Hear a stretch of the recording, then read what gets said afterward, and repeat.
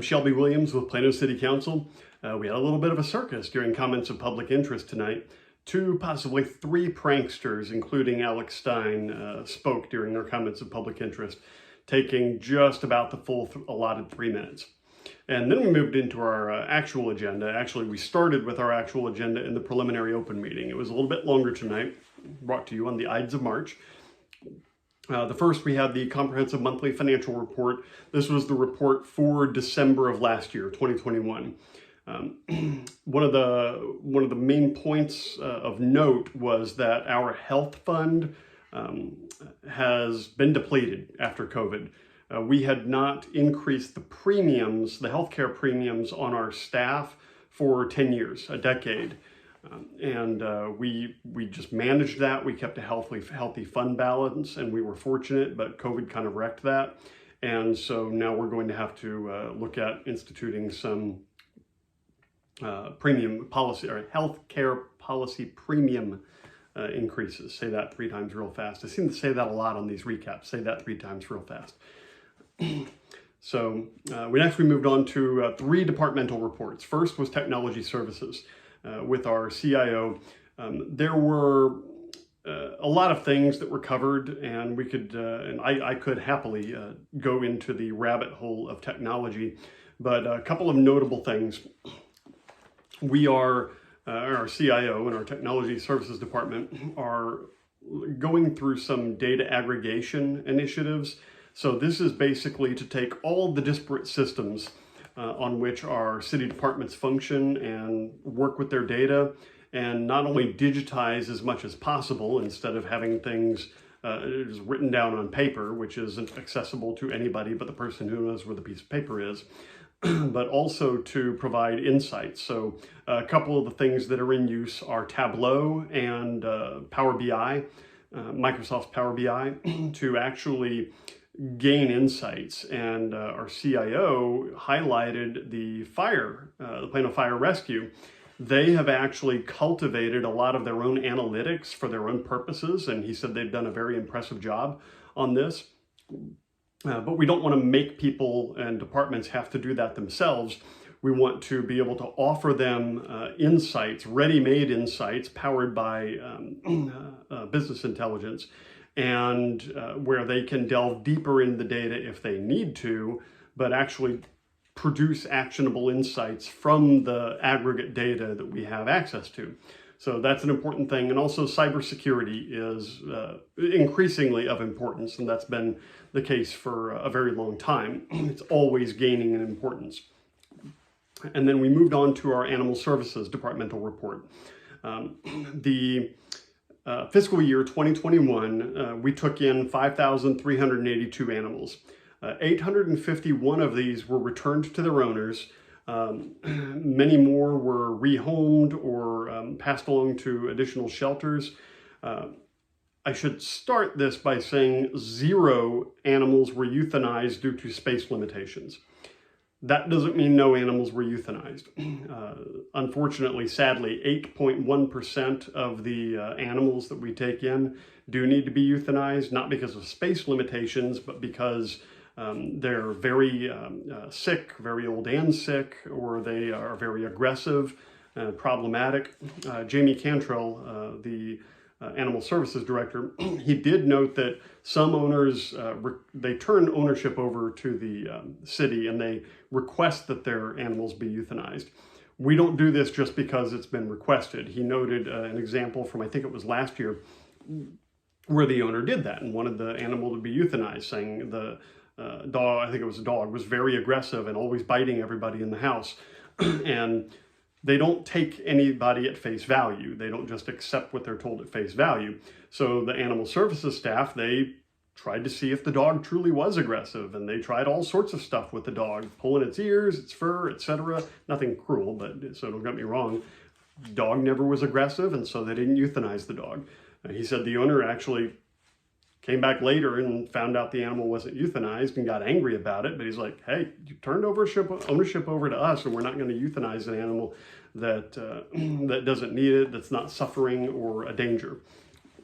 So that is good, and it's also good that we do not euthanize based on limited space. But 8.1% did have to be euthanized, and that's sad. We did have, this is great, but 8,910 volunteer hours during the fiscal year 2021. However, we had twice that roughly pre-pandemic. So the number of volunteer hours that people were contributing to the animal shelter was cut in half due to the pandemic. So I certainly encourage everybody to get involved again. And if not with the animal shelter, which can always use more volunteers, with many other city departments and services. There are a wealth of volunteer opportunities, and I'm hoping we can open up more soon. The registration requirements. All cats, dogs, and ferrets are required to be registered in the city of Plano.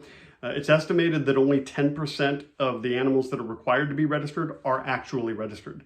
There's a nominal fee with registration, but if all of the animals that were required to be registered were registered, some 100,000, then that would cover half the animal services budget.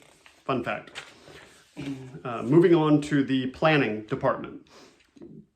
I should note right now that the planning department had a tremendous effort ahead of them in the development of the new comprehensive plan, which passed last year. But that's only half the effort. Now that the new comprehensive plan was passed, they have to actually implement it and review all of the zoning and everything. So it's a monumental lift, and just want to give credit where credit is due to the planning department. So they have a pretty good customer service rating, 4.88 out of 5 in possible in 2021, and that's out of 54 surveys received. The Preservation Plano 2050 plan was recognized with 2 awards, and pursuant to the new Comprehensive Plan 2021, which doesn't really sound like a catchy name, maybe we'll improve on that. There are a couple of things that go along with this. One is the zoning alert tool. This was actually an idea proposed by the Comprehensive Plan Review Committee to allow, if I recall correctly, to allow anybody in the city to sign up for email alerts whenever there is a new zoning case. And you can pick the zip codes for which you want alerts. So if it's on the opposite side of the city and a zip code you don't care about, you don't have to be alerted. You can pick any or all of the zip codes and you'll just get an email alert whenever there's a new zoning case submitted for the zip codes for which you've subscribed. A new online tool or online portal is coming, as well as new feedback tools. So you can provide feedback on the plan and its elements, and that's through the online portal. Moving on to our housing mix. Our housing mix is currently 37% multifamily apartments and 63% single family. Single family includes attached, such as townhomes, and detached, like the traditional single family homes in Plano.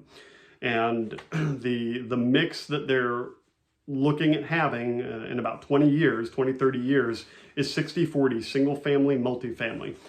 Part of this is because several projects have already been approved, such as Collin Creek and Beacon Square, and not to mention Haggard Farms. These are a fairly large number of apartments. That's going to bump up the total ratio to about 40% by the time all is said and done.